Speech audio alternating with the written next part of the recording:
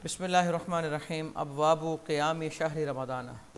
रमज़ान के महीने में क़ियामुल लैल के बारे में जो चैप्टर्स हैं, अनावीन हैं, उस हवाले से अहदीस आ रही हैं। सबसे पहले बाब फ़ज़ल क़ियाम रमज़ान। रमज़ान में क़ियामुल लैल की फ़जीलत का बयान। अच्छा जी, क़ियामुल लैल कम अज़ कम पता क्या होता है? एक हदीस आएगी, उससे भी ये साबित होगा कि जो इमाम के साथ बाजमात नमाज़ पढ़े वो क़ियामुल लैल में ही है। क़ियामुल लैल कम अज़ कम क्या है? मग़रिब, इशा और फजर, जिसने ये नमाज़ें पढ़ी उसने क़ियामुल लैल किया। क्योंकि एक नमाज से दूसरी नमाज जो है वो साबिक़ा गुनाह, दरमियान वाले गुनाहों का कफ़ारा, नमाज का इंतज़ार भी इबादत।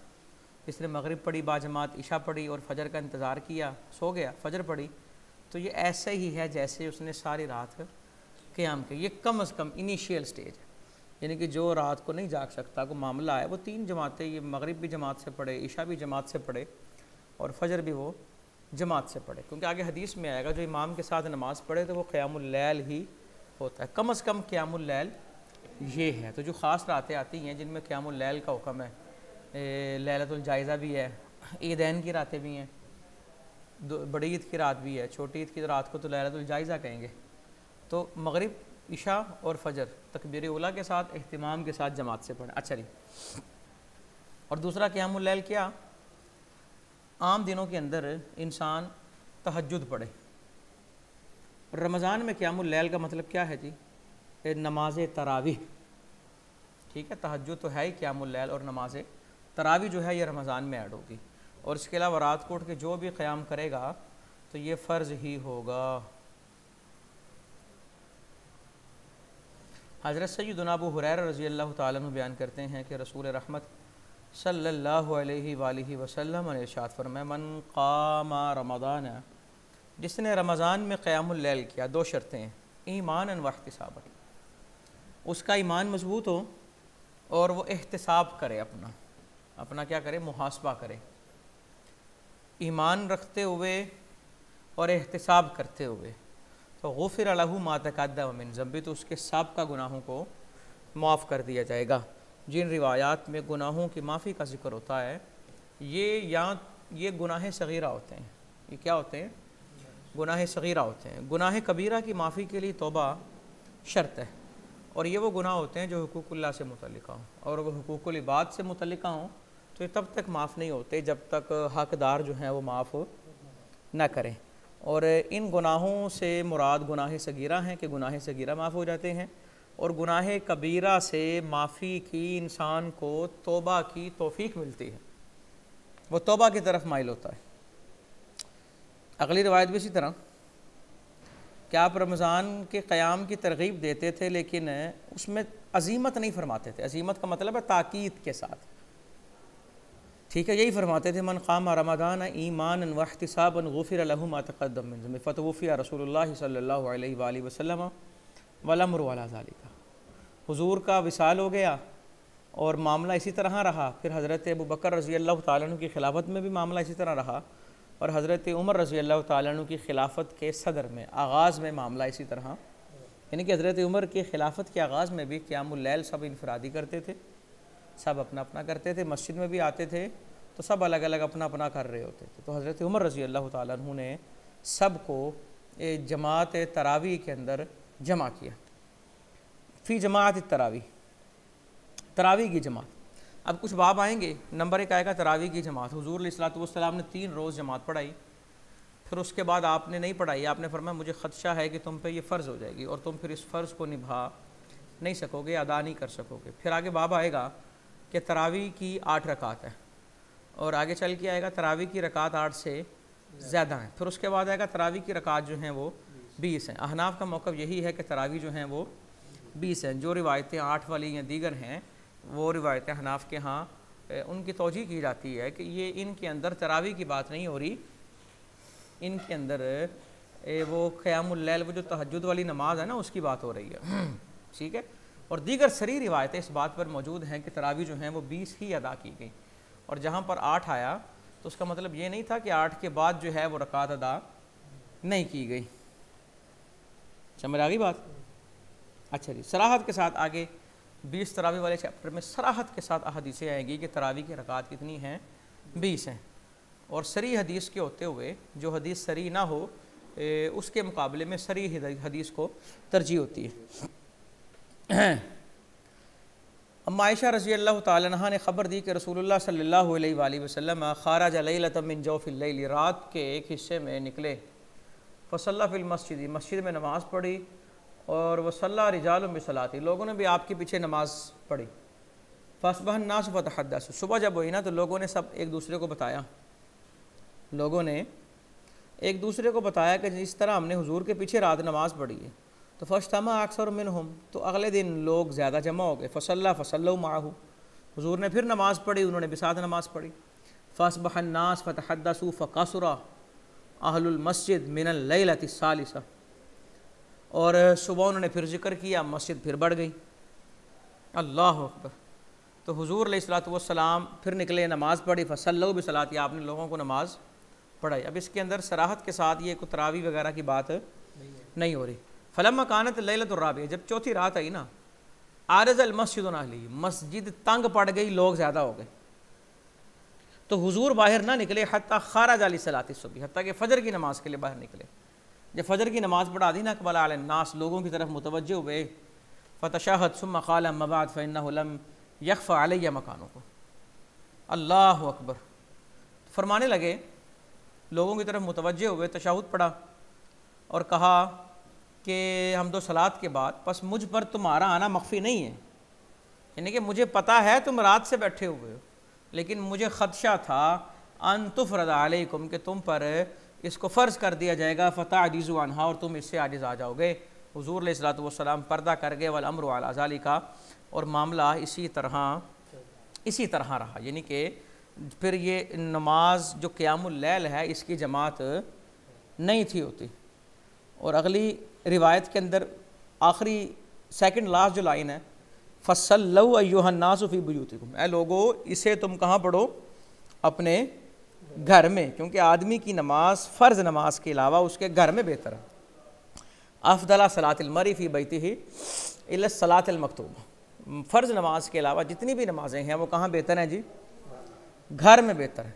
अब अगली रिवायत के अंदर रमज़ान का जिक्र है, रमज़ान के रोज़े रखे, आपने क़याम ना किया, 5वीं रात आई, यानी कि आगे चल के फिर वही रिवायत आ गई। और इसके आखिरी लफ्ज़ जो हैं वो बता रहे हैं कि हुज़ूर अलैहिस्सलातु वस्सलाम ने इतना क़याम किया कि हमें ख़दशा हो गया कि हम फ़लाह को फ़ौत कर देंगे। तो रावी कहते हैं, मैंने पूछा जो जिनको हदीस सुनाई जा रही है, फ़लाह क्या है, तो कहा फ़लाह का मतलब है सहरी। फिर आपने हमें पूरा महीना क़याम ना फरमाया। अब ये रिवायत भी यही बता रही है कि ये उस क़याम की बात हो रही है जो तहज्जुद का था, क्योंकि सहरी के करीब जो है वो तहज्जुद होती है। समझ आई ना।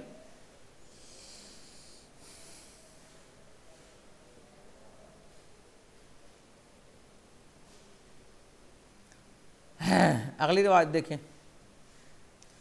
हुज़ूर अलैहिस्सलातु वस्सलाम रमज़ान की रात मस्जिद में आए और लोगों को देखा वो मस्जिद में ना नमाज़ पढ़ रहे हैं। पूछा ये क्या है, कहने वाले ने अर्ज़ किया, हुज़ूर ये लोग हैं इन्हें कुरान नहीं आता, यानी कि ज़्यादा कुरान नहीं आता, और उबई बिन काब जो हैं वो कुरान पढ़ते हैं और वो नमाज़ पढ़ रहे हैं, ये लोग भी उनके पीछे नमाज़ पढ़ रहे हैं। आपने फरमाया कद अहसनु व कद असाबु, इन सब ने अच्छा किया और इन सब ने दुरुस्त की। यानी कि तरावी की जो नमाज है, जो नफल की नमाज है, उस हवाले से ये बात हो रही है।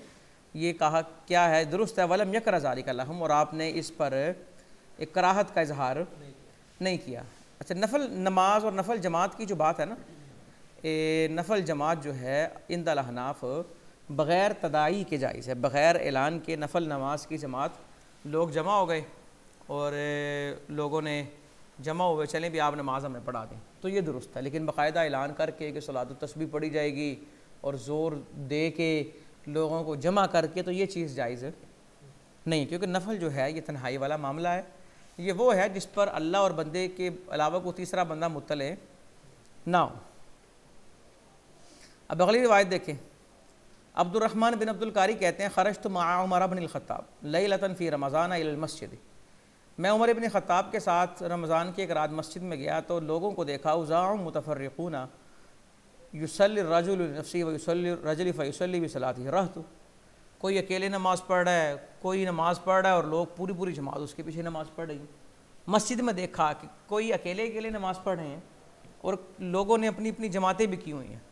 तो हज़रत उमर कहने लगे मेरी कोशिश है लव जमा तो हाउला कारी वाहिद लकान आमसा, अगर इन सब को मैं एक कारी पर जमा कर दूँ ना तो ये ज़्यादा बेहतर होगा। सुम्मा आज़म फ़जमा उबई इब्न काबिन, फिर हज़रत उमर रज़ी अल्लाह तआला अन्हु ने इरादा किया और उन्हें जमा किया हज़रत उबई इब्न काब पे। कहते फिर मैं निकला उनके साथ एक रात, लोग नमाज़ पढ़ रहे थे अपने कारी की नमाज के साथ। तो हज़रत उमर कहने लगे नेअमल बिदअतु हाज़िही, ये कितनी ही अच्छी बिदत है। वल्लती यनामून अन्हा अफ़दलु मिनल्लती यक़ूमूना युरीदु आखिरल लैल व कान अन्नासु यक़ूमूना अव्वल। क्या मतलब कि लोग जो सो रहे हैं उससे अफजल है जो कायम कर रहे हैं। वल्लती यनामून अन्हा, जिससे लोग सो जाते हैं उससे अफजल ये है जिसे ये कायम कर लें। क्या मतलब कि ये लोग सो जाएं और क़ियामुल लैल के लिए ना उठें, उससे बेहतर यही है ना कि सोने से पहले क़ियामुल लैल कर लें। समझ आ गई ना। तो ये लफ्ज़ भी बता रहा है कि क़ियामुल लैल एक वो है जो तहज्जुद का है और एक वो है जो ये तरावी की नमाज। और फरमा रहे हैं आदमी सो जाए इस उम्मीद पर कि मैं उठूँगा और वो ना उठे, उससे तो बेहतर है ना वो क़याम करके सोए। और आगे चल के सराहत के साथ रिवायात आएंगे। हज़रत उमर इब्न ख़त्ताब रज़ी अल्लाह तआला अन्हु ने जब नमाज तरावी को कायम किया तो 20 रकात ही कायम की गई। ये रिवायत बड़ी ख़ास है, नौफल बिन इयास हज़ली वाली, और ये आज के दौर में आप देखेंगे तो ऐसा हो रहा है। वो कहते हैं कुन्ना नक़ूमु फ़ी अहदी उमर इब्न ख़त्ताब, हम हज़रत उमर इब्न ख़त्ताब रज़ी अल्लाह तआला अन्हु के दौर में मस्जिद में क़याम करते। फ़यतफ़र्रक़ु हाहुना फ़यतफ़र्रक़ु हाहुना फ़िरक़तन वहाहुना फ़िरक़तन, तो कुछ गुरोह इधर, यानी कि लोग अलग अलग हो जाते हैं, अपनी अपनी नमाज़ें शुरू कर देते, अपनी अपनी जमातें, अपनी अपनी नमाज़ें। मकान नासु यमीलूना इला अहसनिहिम सौता, और लोग उसकी तरफ माइल होते थे जिसकी आवाज़ सोनी होती थी, अच्छे कारी के। यानी कि नमाज का मकसद अच्छा कारी नहीं है। इस रिवायत को लाने का मकसद यहाँ ये भी है कि नमाज का मकसद ये नहीं है कि जनाब कुरान को अच्छे सुर में कौन पढ़ रहा है, कुरान का सही मखारिज के साथ अदा करना तो लाजिम है। नमाज का मकसद क्या, अल्लाह की बंदगी, ना कि उस आवाज़ से लुत्फ़अंदोज़ होना। ये बात ज़हन में रखें। तो हज़रत उमर कहने लगे अराहुम कद ताख़ज़ुल क़ुरआन अगानिया, मैं देख रहा हूँ इन्होंने कुरान को सुर बना लिए, राग बना लिए हैं कुरान के। ये कुरान सुनते हैं सिर्फ सुरों के लिए, सिर्फ रागों के लिए। अमा वल्लाहि ला इन इस्तताअतु लअग़य्यिरन्ना, ख़बरदार अल्लाह की कसम अगर मैं कर सका तो मैं इस रिवायत को बदलूँगा। और 3 दिन नहीं गुजरे, फ़लम यमकुस इल्ला सलासा लयाल, 3 रातें नहीं गुजरी, उन्होंने हज़रत उबई को हुक्म दिया फ़सल्ला बिहिम, हज़रत उबई ने सबको नमाज़ पढ़ाई। यानी कि कुरान का मकसद ये नहीं है कि इसे सुना जाए राग की तरह। कुरान हुदल लिन्नास, क्या है जी, हिदायत है। बाबू तरावी बिसमानी रकातिन, 8 रकात तरावी। ये वही रिवायत है जो हमने कल भी पढ़ी थी अम्मा आयशा रज़ी अल्लाह तआला अन्हा वाली, कि रमज़ान होता या रमज़ान ना होता तो आप 11 रकतों से ज़्यादा ना पढ़ते। तो बात वही होगी ना कि ये रिवायत तरावी वाली, क्योंकि गैर रमज़ान में तरावी कौन सी पढ़ी जाती। तो इस रिवायत से तरावी 8 है, इसका इस्तिदलाल ही दुरुस्त नहीं है, क्योंकि अम्मा आयशा फरमा रही है रमज़ान होता या रमज़ान ना होता। अब ये 11 रकतों की बात हमने गुज़श्ता सबक में पढ़ ली थी। अच्छा चलिए आगे देखें।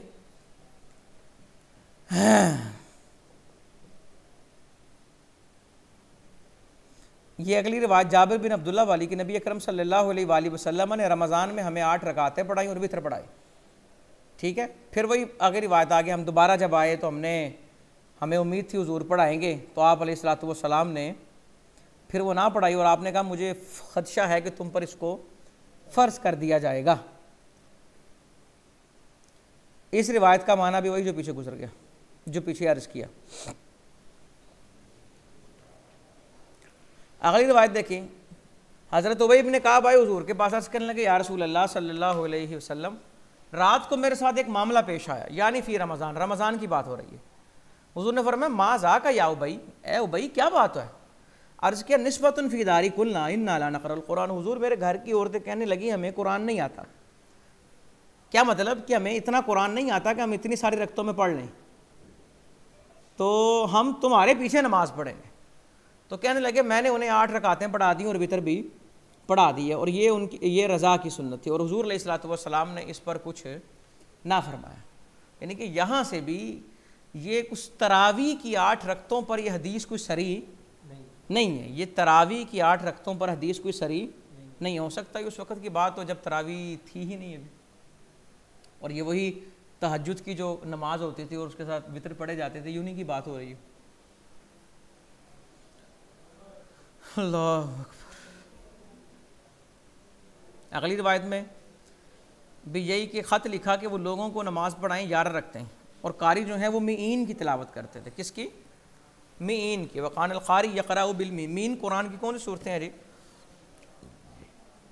अच्छा जी, कुरान की सूरतों को कहा जाता है सबअ तिवाल। एक नाम क्या है जी? सबअ।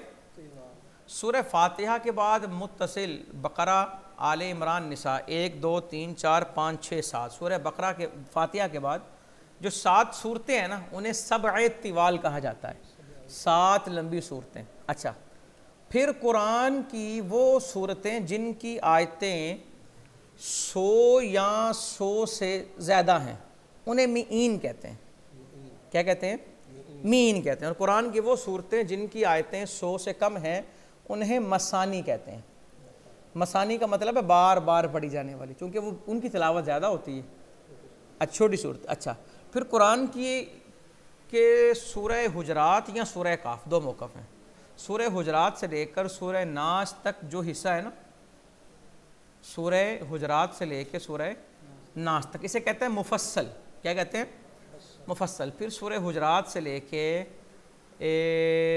सूरह बुरूज तक, सूरह हुजरात से लेके सूरह बुरूज तक इसे कहते हैं तिवाले मुफस्सल।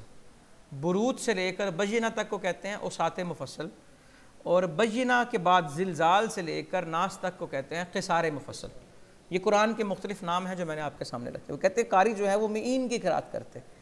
और कुन्ना ना तमिद अला, ऐसे ये हमें लाठियों के सहारे खड़ा होना पड़ता था। मिन तूलिल क़ियाम, क़ियाम इतना लंबा हो जाता। वमा कुन्ना ननसरिफ़ु इल्ला फ़ी फ़ुरूल फ़ज्री, हम फारिग कब होते थे? फजर के करीब करीब जाके। समझ आई?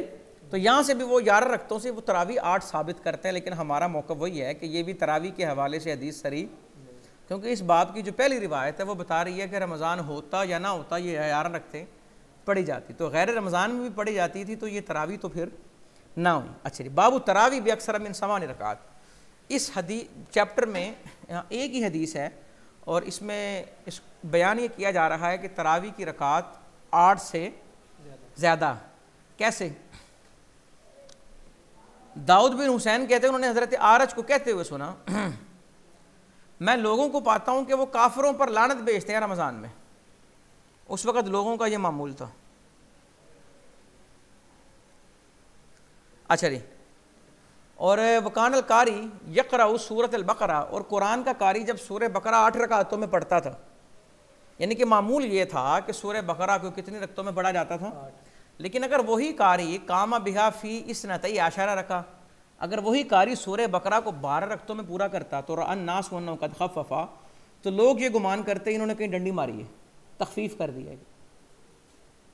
भी 12 पढ़ी जाती थी तो 12 में पढ़ता थे ना, मतलब क्या 8 पर इक्तिफ़ा नहीं था, 8 से ज़्यादा तरावी पढ़ी जाती थी। बाबुन फ़ी तरावी बेशरीन रका, तरावी के अंदर कितनी रकात है जी? 20 सराहत के साथ मौजूद। कानू यक़ूमून अला अहदी उमर इब्न अल-ख़त्ताब फ़ी शहर रमज़ान बिइश्रीना रकातन, और क्या पढ़ते थे तरावियों में? यक़रऊना बिलमीना व कानू यतवक्कऊन अला इसिय्यिहिम फ़ी अहदी उस्मान इब्न अफ़्फ़ान मिन शिद्दतिल क़याम, और हज़रत उस्मान के दौर में वो लाठियों के सहारे खड़े होते थे, क्योंकि क़याम बड़े बड़े लंबे हो जाते थे। लेकिन तरावी कितनी पढ़ी जाती थी? बिइश्रीना रकातन, 20 तरावी। और उससे आगे वजाहत है बिसलासिम व इश्रीना रकातन, टोटल कितनी रकात पढ़ते थे जी? 23। 20 तरावी की हैं और 30 किस चीज़ की हैं? वितर की हैं। और आगे ये वितर का लफ्ज़ हज़रत नीचे एक रिवायत छोड़ के देखें, अब्दुल अज़ीज़ बिन रफ़ी वाली कहते हैं उबई बिन काब रज़ी अल्लाह ताला, सबसे पहले तरावी बाजमात के इमाम कौन मुकर्रर हुए? हज़रत उबई बिन काब। उन्होंने लोगों को रमज़ान में मदीना के अंदर तरावी की नमाज़ पढ़ाई। कितने रखते हैं जी? 20 रकात। और उन्होंने वयूतिरु बिसलास, 3 रकतें पढ़ाई। किस चीज़ की? वितर की पढ़ाई। और अता भी यही कहते हैं मैंने लोगों को 23 रकतें पढ़ते देखा वितर के साथ।